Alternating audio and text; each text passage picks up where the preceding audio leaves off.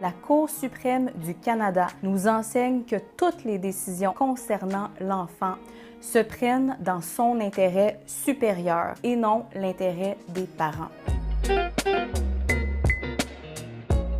Je m'appelle Viviane Nguyen, je suis avocate en protection de la jeunesse et droit familial à Montréal.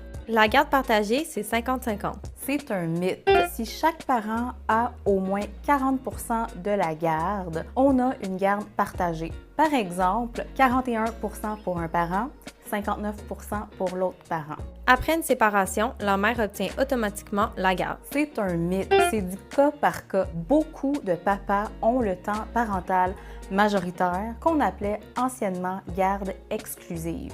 On peut changer de garde après avoir choisi une formule. C'est vrai, c'est possible de changer un jugement, soit par entente entre les parties à entériner par le tribunal, soit à l'issue d'un nouveau litige tranché par le tribunal. Ça prendra un nouveau jugement. La pension alimentaire est toujours obligatoire. C'est vrai, la pension alimentaire pour enfants est certainement d'ordre public et obligatoire. Cependant, il existe des jugements qui réduisent la pension ou qui annulent la pension. Un enfant peut choisir chez quel parent il veut vivre. C'est vrai et c'est faux. C'est du cas par cas. On va regarder son âge, sa maturité, son intérêt supérieur et bien sûr les capacités parentales des parents. La médiation familiale est gratuite. C'est vrai. Pour les couples ayant un ou plusieurs enfants, le gouvernement offre jusqu'à 5 séances de médiation gratuites. Ça peut être avec un avocat en droit familial accrédité médiateur.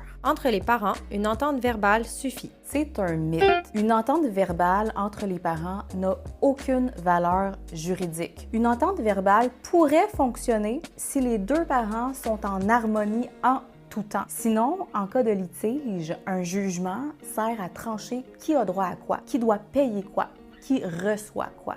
La pension alimentaire pour enfants prend automatiquement fin à 18 ans. C'est faux. On a un jugement de pension alimentaire. Il faut demander l'annulation de ce jugement par un autre jugement. Il faut savoir que les enfants majeurs pourraient avoir droit à une pension alimentaire eux aussi. Par exemple, lorsqu'ils sont aux études à temps plein et ne peuvent subvenir à leurs besoins.